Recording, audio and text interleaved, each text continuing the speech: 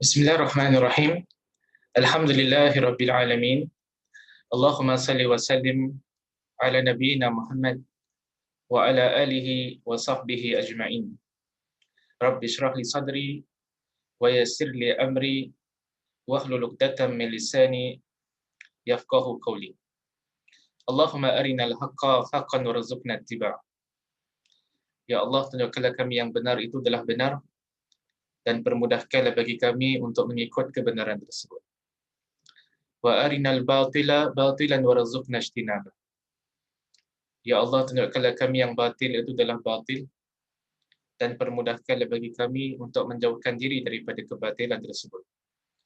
Wahdina limakhtulifa fihi minal haqqi biiznik. Bila kami petunjuk dalam isu-isu yang diperselisihkan dengan izinmu, innaka tahdi man tasha ila siratin mustaqim. Sungguhnya engkau lah yang memberikan petunjuk kepada siapa yang kau inginkan ke jalan yang lurus. Na'udzu bikalimatillahi tammah min kulli syaitanin waham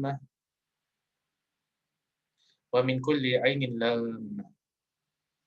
Muslimin muslimat dirahmati Allah, pertama dan utama terimalah salam ukhuwah daripada saya.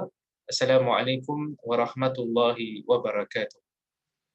Selamat datang saya ucapkan kepada semua ke dalam sesi kita yang keempat dalam kita mengupaskan kitab Q&A Fiqh Perubatan yang dikarang oleh Dr. Muhammad Rafiqi. Hari ini insya-Allah Ta'ala kita nak menerokai satu perbahasan yang baru, dan sebelum kita nak menerokai perbahasan yang baru, kita nak recap sikit, kita nak ulang kaji sikit apakah 3 perkara yang kita sentuh pada sesi yang lalu. Jadi kalau antum masih ingat lagi, pada sesi yang lalu kita membincangkan tentang kaedah fikih. Dan pada minggu lalu kita bahaskan tentang 3 kaedah fiqh yang rata-rata disepakati oleh ramai di kalangan para ulama kita. Yang pertama sekali adalah kaedah yang berbunyi setiap perkara bergantung kepada tujuannya. Al-umur bimaqasidiha. Itu kita dah bincangkan pada minggu lepas dan kita pun telah berikan contoh-contoh pada sesi yang lalu. Kaedah yang kedua yang kita sentuh pada sesi lalu adalah keyakinan tidak dihilangkan dengan keraguan. Al-yaqin la yuzalu bisyak, ataupun al-yaqin la yazulu bisyak. Benda yang yakin tidak dihilangkan dengan keraguan. Kita pun dah bincangkan kaedah ini pada sesi minggu lalu. Kaedah yang ketiga yang kita bincangkan pada sesi lalu adalah kesukaran menjadi sebab kepada kemudahan. Al-masyaqqatu tajlibu taysir. Keadaan yang sukar dia menjadi sebab kepada kemudahan. Itu yang kita juga dah bincangkan berkaitan dengan makna kaedah ini beserta dengan contoh-contohnya pada sesi kita minggu lalu. Hari ini insya-Allah Ta'ala kita nak menerokai satu kaedah fiqh yang baru, iaitu kaedah fiqh yang keempat. Kita masih lagi berada pada bab yang pertama ni tentang asas-asas fiqh perubatan. Kita pada malam ini nak bahaskan tentang kaedah fiqh yang keempat. Kaedah fiqh yang keempat berbunyi ad-dararu yuzal. Ad-dararu iaitu kemudaratan, yuzalu hendaklah dihilangkan. Jadi kita lihat ajaran Islam ni dia ada tujuan-tujuan yang tertentu. Kata para alim ulama kita, antara tujuan utama daripada ajaran Islam baik datang dalam bentuk perintah-perintah Allah ataupun larangan-larangan Allah. Dalam Al-Quran, Allah perintahkan kita melakukan perkara-perkara yang tertentu. Dalam Al-Quran, Allah Subhanahu Wa Taala melarang kita daripada melakukan perkara-perkara yang tertentu. Sama juga dalam sunnah Rasul sallallahu alaihi wasallam. Dalam sunnah Rasul sallallahu alaihi wasallam perintahkan kita melakukan perkara-perkara tertentu, dan Nabi kita juga sallallahu alaihi wasallam melarang kita daripada melakukan perkara-perkara yang tertentu. Kesemua perintah-perintah ini, baik yang ada kat dalam Quran ataupun dalam sunnah Rasul sallallahu alaihi wasallam, beserta dengan semua larangan Allah dan larangan Rasul, dia ada tujuan-tujuan yang tertentu. Tujuan utama daripada segala ajaran Allah Subhanahu Wa Taala adalah untuk mendatangkan kemaslahatan, kan, mendatangkan kebaikan bagi hamba-hamba Allah Subhanahu Wa Taala dan menolak kemudaratan daripada menimpa hamba-hamba Allah Subhanahu Wa Taala. So the main objective, tujuan utama daripada ajaran Islam adalah untuk mendatangkan kemaslahatan, kebaikan kepada hamba-hamba Allah dan menolak kemudaratan daripada menimpa hamba-hamba Allah Subhanahu Wa Taala. Jadi menghilangkan kemudaratan ini adalah satu prinsip, satu kaedah yang ditekankan dalam Al-Quran dan juga dalam sunnah Rasul sallallahu alaihi wasallam. Jadi pada malam ini kita nak lihat kepada apakah contoh-contoh aplikasi, kan? Contoh-contoh aplikasi kaedah ini, iaitu ad-dararu yuzal, kemudaratan hendaklah dihilangkan. Especially contoh-contoh yang ada kaitan dengan perubatan. Oleh kerana kitab kita yang kita bahaskan ini adalah tentang cure and effect perubatan, maka contoh yang kita nak berikan juga adalah contoh-contoh yang berkaitan dengan perubatan. Contoh yang pertama yang kita nak kongsi pada malam ini yang ada kaitan dengan kaedah ad-dararu yuzal, kemudaratan hendaklah dihilangkan. Kata para ulama kita, contoh yang pertama, ibu yang boleh bersalin secara normal tidak perlu dibedah.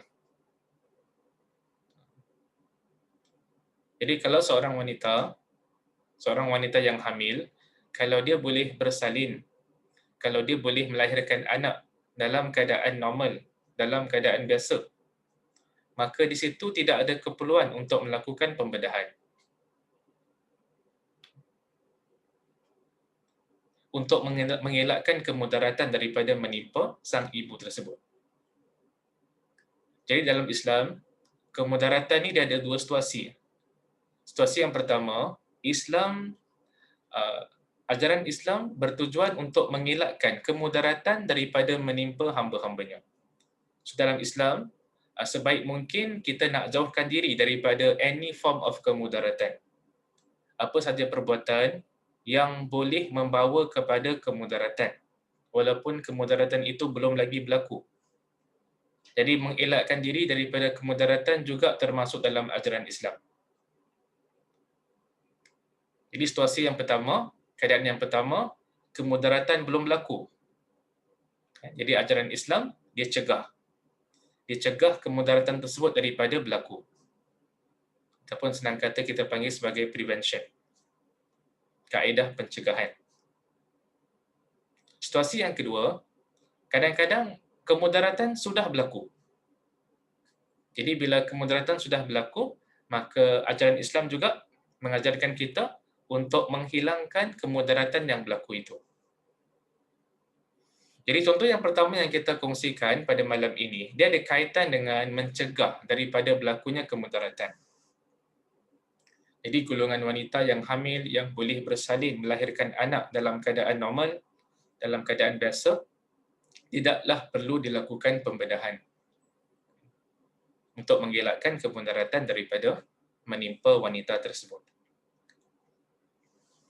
Contoh kedua, aplikasi kaedah ini adalah doktor perubatan ataupun golongan doktor yang kurang mahir dalam mana-mana bidang ditegah melakukan tugas tersebut kerana dikhawatiri dapat memudaratkan pesakit.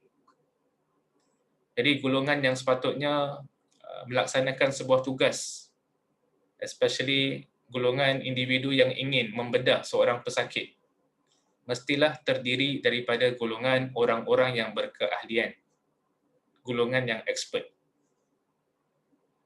Allah Subhanahu wa taala sebut dalam Quran, fas'alu ahla dzikri in kuntum la ta'lamun.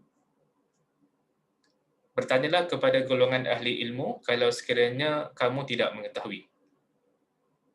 Jadi dalam setiap bidang kita akan merujuk kepada golongan yang pakar. Sama juga dalam bidang perubatan kita akan merujuk kepada golongan doktor perubatan yang mahir dalam bidang perubatan. Kenapa perlu rujuk kepada golongan yang mahir? adalah untuk mengelakkan daripada berlakunya kemudaratan. Baik-baik pesakit tersebut sakit dia sikit, tetapi disebabkan dibedah oleh seorang individu yang bukan mahir, yang bukan pakar, maka dia dia membuatkan situasi lebih teruk.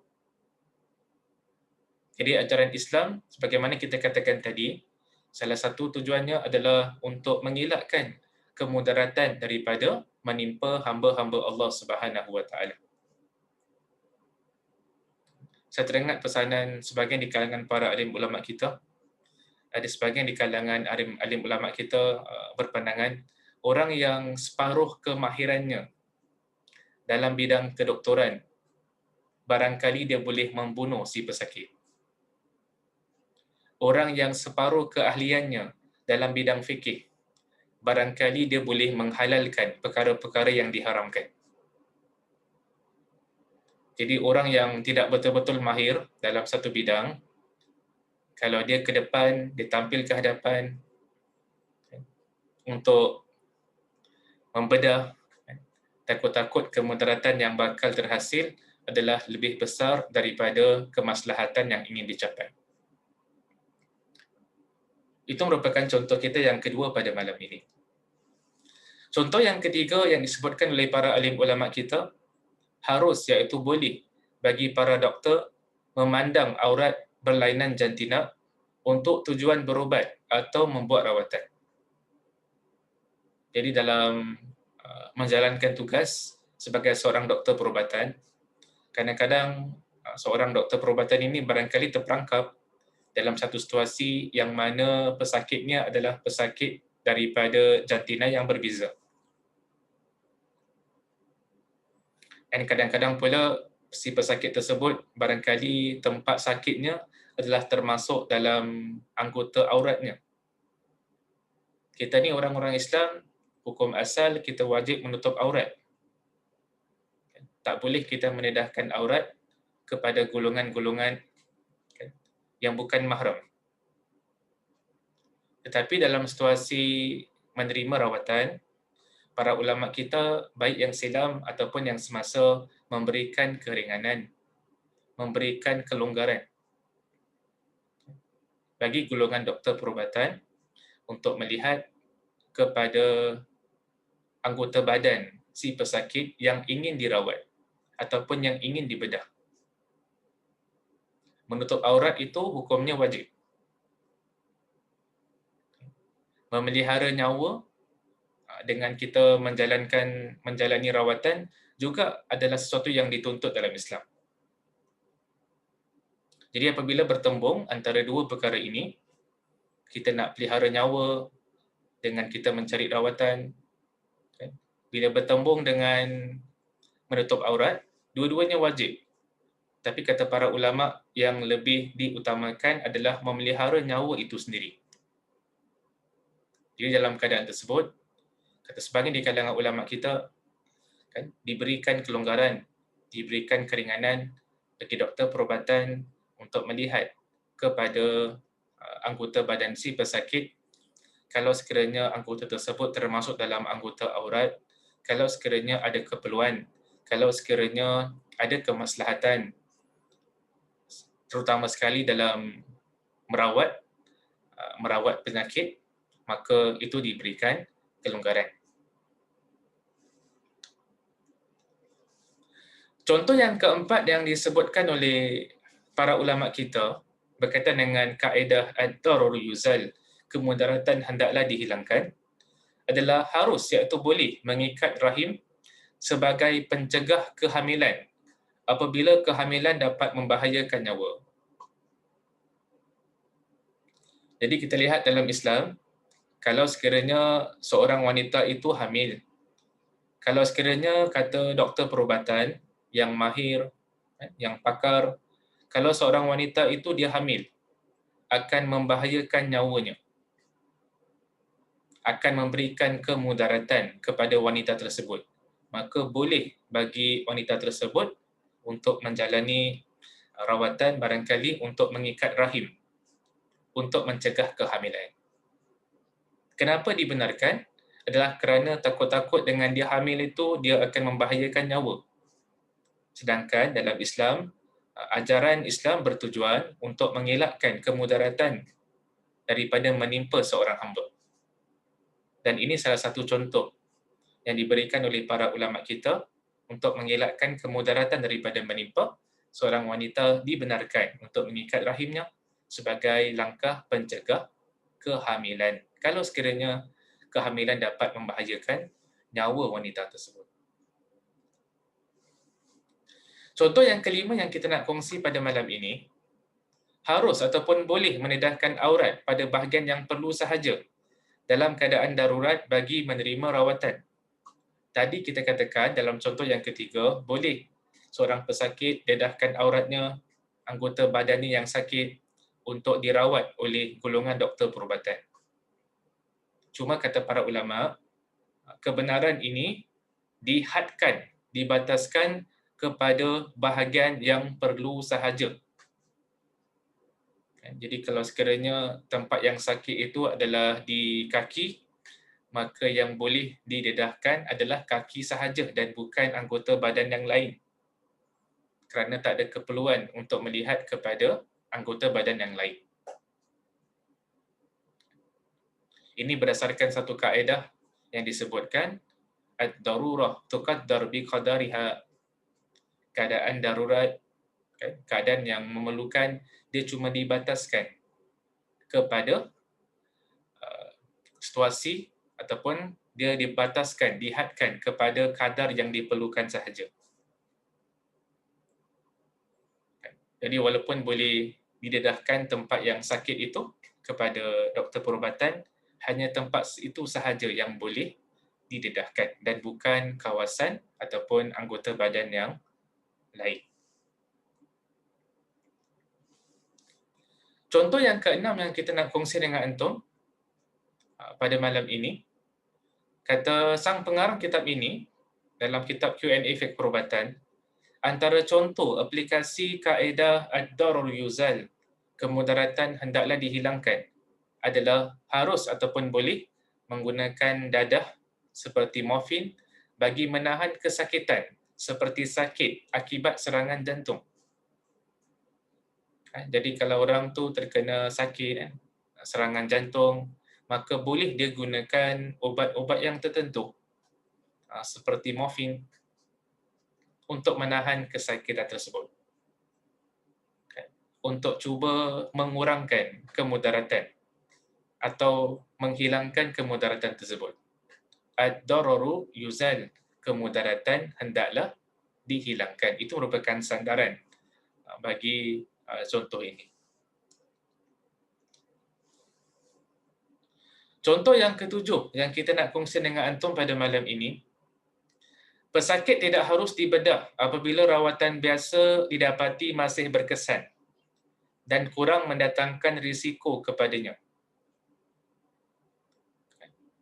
Jadi kalau sekiranya seseorang itu sakitnya masih di peringkat awal yang tidak memerlukan kepada pembedahan, maka sewajarnya, seeloknya adalah dijauhkan diri daripada menjalani pembedahan. Selagi mana, kata doktor perubatan, rawatan biasa itu masih lagi berkesan untuk menangani sakit yang dihadapi oleh pesakit tersebut. Lainlah kalau barangkali keadaan pesakit tersebut dah teruk dah. Tapi kalau masih lagi pada awal-awal dan menurut nasihat doktor perubatan memadai dengan menjalani rawatan yang biasa, tak memerlukan kepada pembedahan, maka itulah yang harus diutamakan demi untuk mengelakkan kemudaratan daripada menimpa pesakit tersebut. Itu merupakan contoh yang ketujuh yang disebutkan oleh sang pengarang kitab Q&A Fiqh Perubatan, Dr. Muhammad Rafiqi. Contoh yang ke-8 yang kita nak kongsi dengan antum pada malam ini, tidak boleh berubat dengan najis ataupun dadah sekiranya ada ubat lain yang bukan najis ataupun dadah yang mampu menghilangkan kesakitan itu. Jadi dalam Islam, hukum asalnya kita ni tak sepatutnya lah berubat dengan perkara-perkara yang najis. Pada asalnya, kita orang-orang Islam tidak sepatutnya konsum najis. Kita tak sepatutnya makan najis. Kita tak sepatutnya minum najis. Dan kita pun tak sepatutnya meletakkan najis dekat badan kita. Itu hukum asalnya. Hukum asal seorang Muslim tidak makan dadah.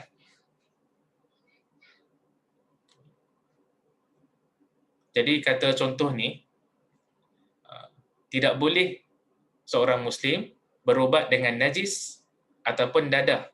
Sekiranya ada ubat lain yang bukan najis ataupun dadah yang mampu menghilangkan kesakitan itu. Jadi kalau bagi satu penyakit tu, dia ada pelbagai ubat. Ada ubat yang najis, ada yang ubat yang bukan najis. Maka yang harus diutamakan adalah ubat-ubatan yang bukan najis. Kalau sekiranya ada alternatif. Jadi sejauh mungkin seorang Muslim akan mengelakkan daripada konsum ataupun makan ubat-ubatan yang ada unsur-unsur najis. Sejauh mungkin seorang Muslim akan mengelakkan daripada merawat dengan menggunakan dadah. Kalau sekiranya ada alternatif. Dan alternatif tersebut juga adalah alternatif yang berkesan.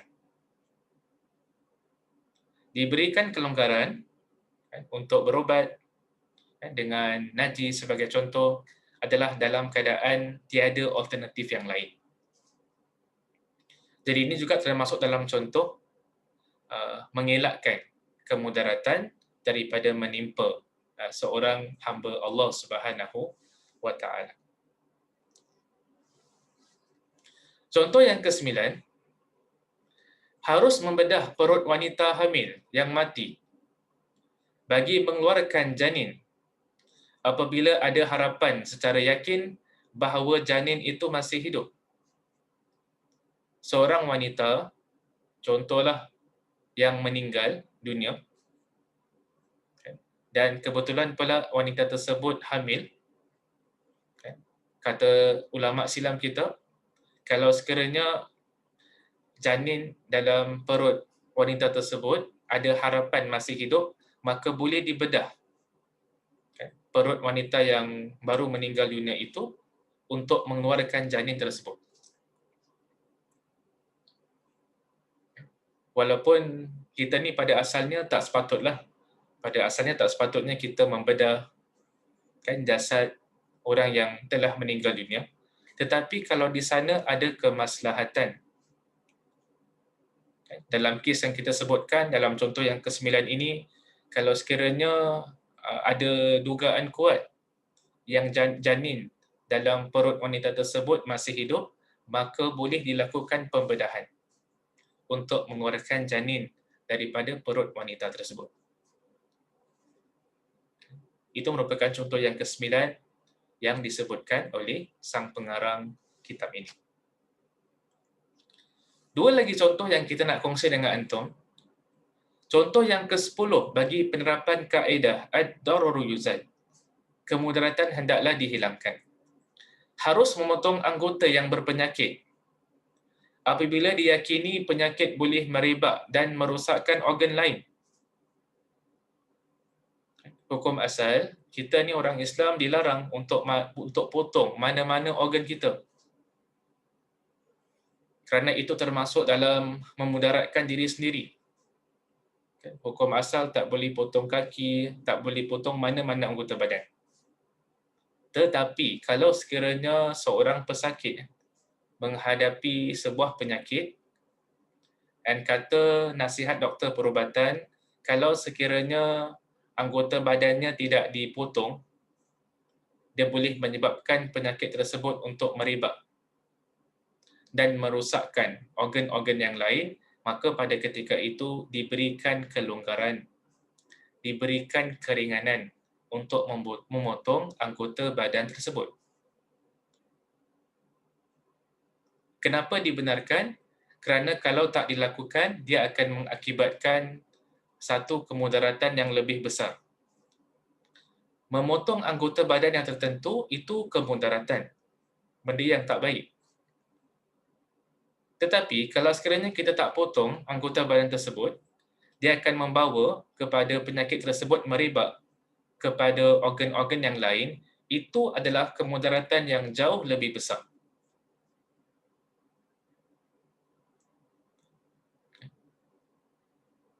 Dan kaedah yang diajarkan dalam Islam adalah bila bertembung antara dua kemudaratan.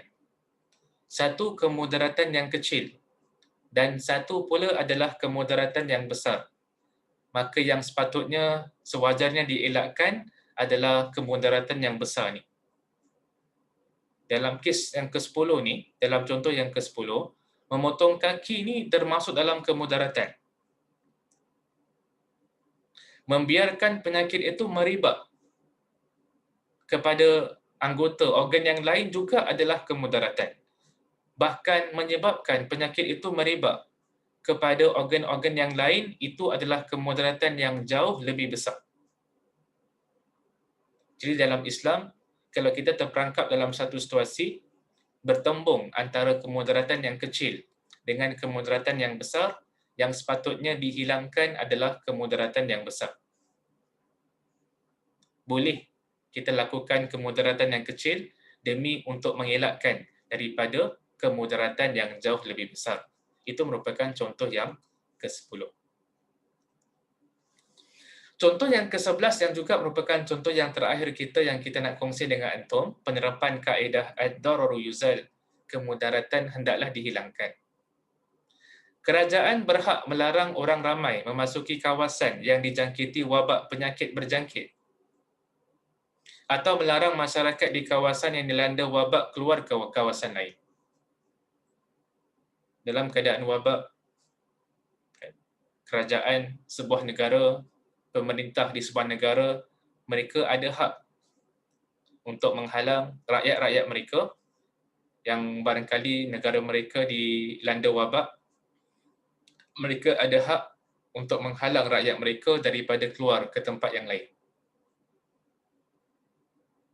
Kenapa mereka ada hak? Kerana kalau mereka biarkan, barangkali wabak tersebut akan berpindah ke negeri yang lain. Dalam keadaan wabak, kerajaan sebuah negara, pemerintah sebuah negara juga ada hak untuk melarang orang-orang yang berada di luar negara, orang-orang yang berada di negara-negara yang lain, yang mana negara yang lain tu juga ditimpa wabak. Maka kerajaan sebuah negara ada hak untuk menghalang atau melarang orang-orang daripada negara-negara yang tertentu yang dilanda wabak untuk masuk ke dalam negara mereka. Kenapa ini dibenarkan? Ini dibenarkan adalah untuk mengelakkan kemudaratan daripada menimpa hamba-hamba Allah Subhanahu Wa Taala. Jadi dalam Islam, kita ni dilarang untuk memudaratkan diri kita sendiri. Dalam Islam, kita dilarang untuk memudaratkan orang lain.